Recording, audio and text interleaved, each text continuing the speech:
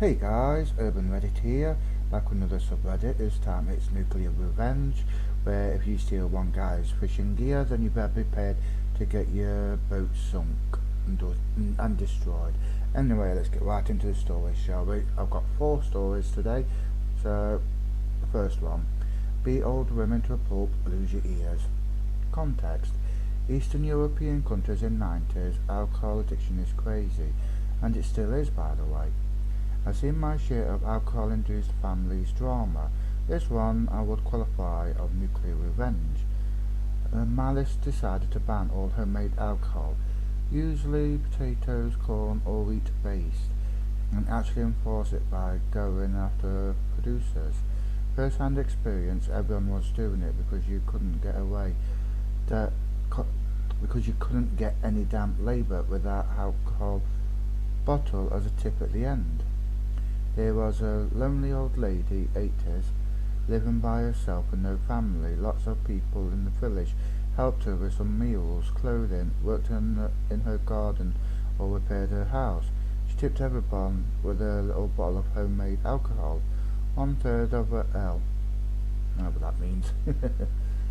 As per some alcoholics say, she's tried her best to make it good and even used some berries to make it taste something else. Anyway, some live crap denounced her to Miles.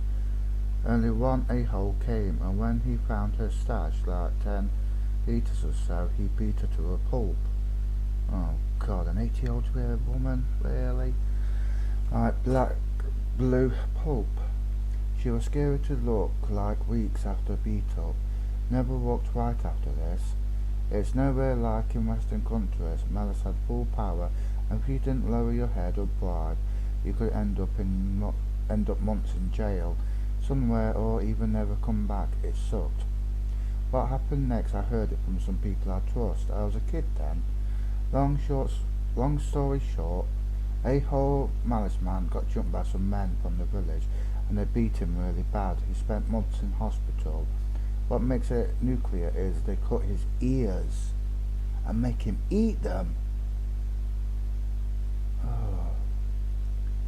Not sure if the eating part happened. I actually met this first Malice guy a year later, and he had plastic ears.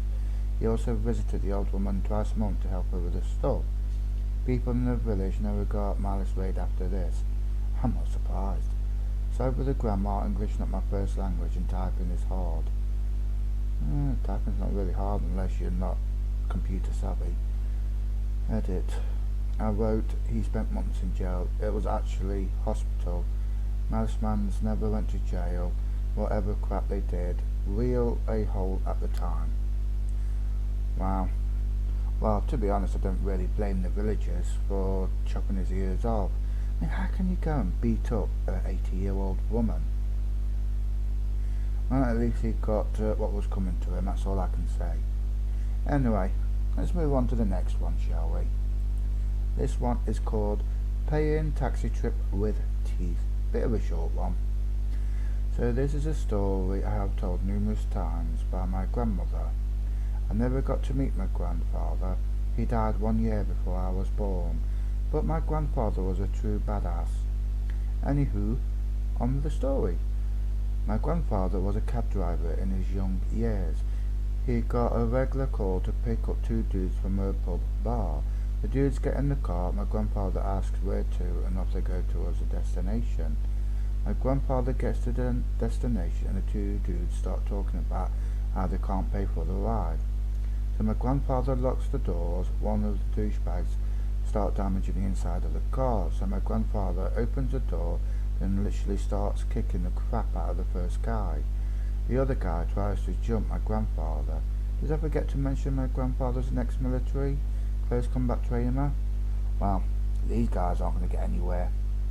Well, the other guy gets his teeth knocked out, and my grandfather drives on home.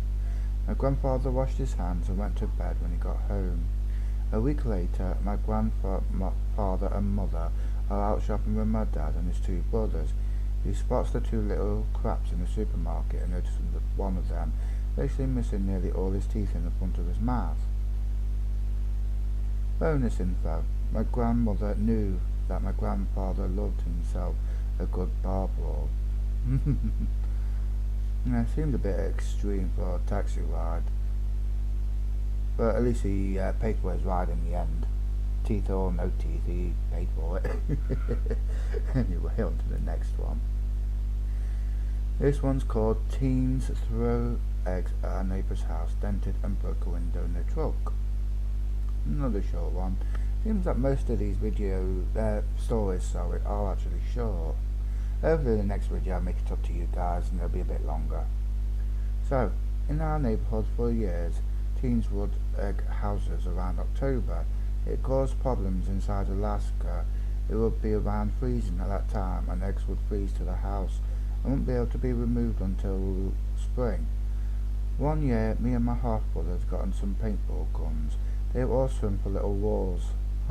I think I can see where this is going. I'm playing around and having captured the flag matches.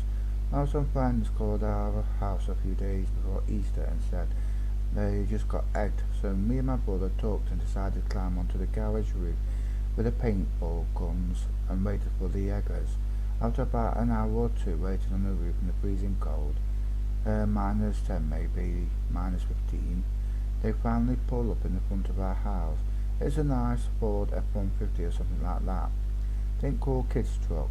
3 to 5 people in the bed of the truck starts throwing eggs at our house. Me and my brother lets loose. The sound of paintballs pinging off the metal and flesh was awesome. The owl, that came from the eggers was better. The back window breaking on the truck scared us though, so we hopped off the roof and hid the paint cores.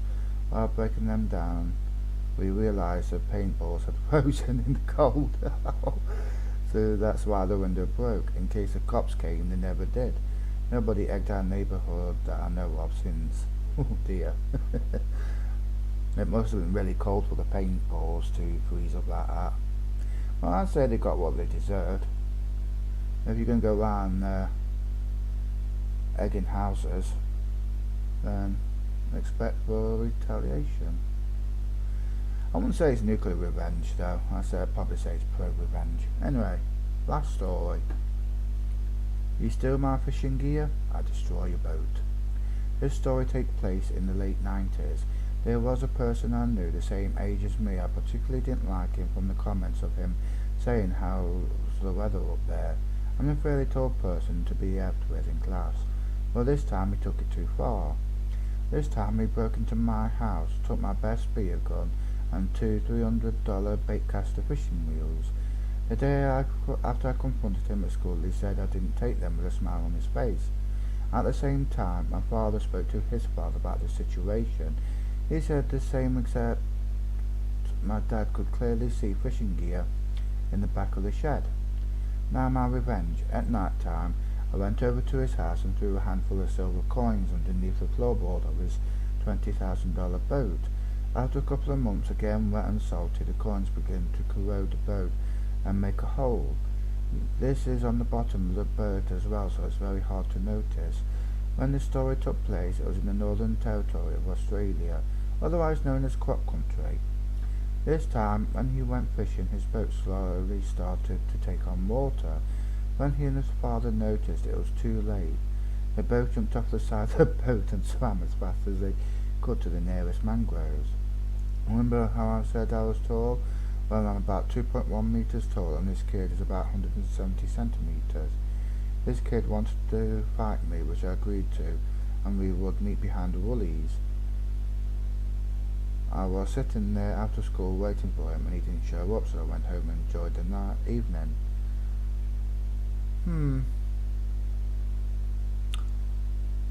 I don't know about this one.